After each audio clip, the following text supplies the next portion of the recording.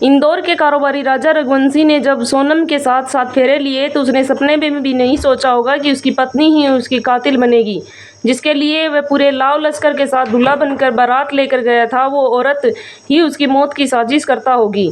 शादी, हनीमून और फिर खौफनाक मर्डर, ये किसी थ्रिलर फिल्म की कहानी की तरह दिखता है। लेकिन जब सबसे बड़ा सवाल इन सब के बीच में है, आखिरकार सोनम राजा से क्या चाहती थी? सोनम ने राजा से शादी क्यों की?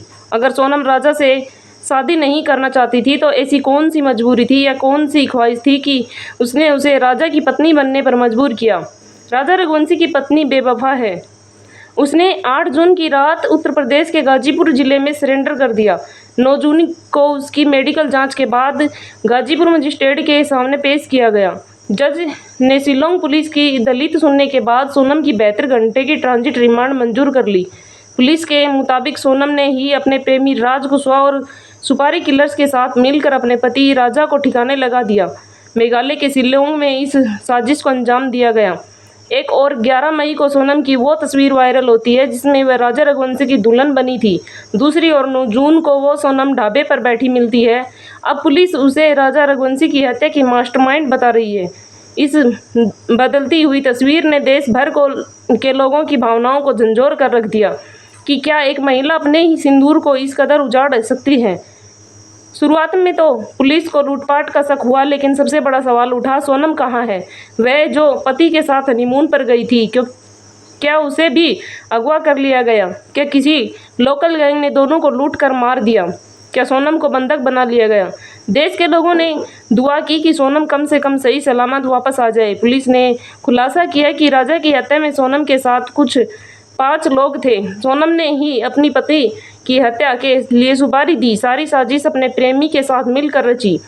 सोनम ही मुख्य साजिश करता थी, जिसमें उसका बॉयफ्रेंड राज कुशवाहा शामिल था। सुपारी किलर विकी ठाकुर, आकाश राजपूत और आनंद ने मिलकर इस हत्याकांड को अंजाम दिया। राज अपनी प्रेमिका सोनम से उम्र में करीब 5 साल छोटा है।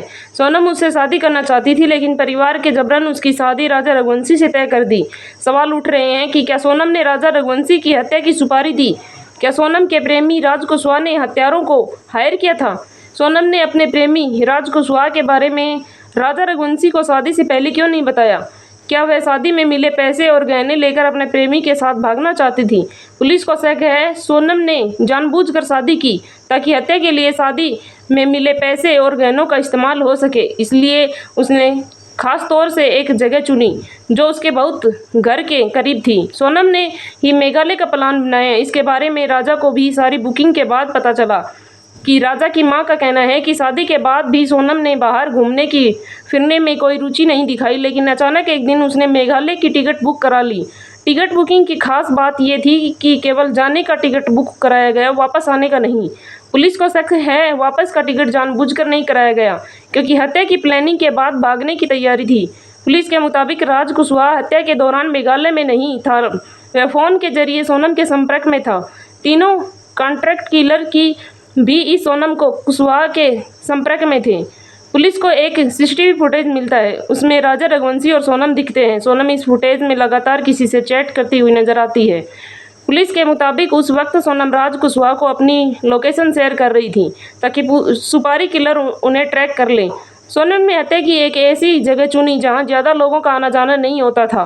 वो राजा को उसी जगह लेकर गई जहां पहले से मौजूद सुपारी किलर्स ने राजा की हत्या कर दी। हत्या के बाद सोनम और किलर शिलिंग से असम के गुवाहाटी पहुंचे। इसके बाद अलग अलग हो गए।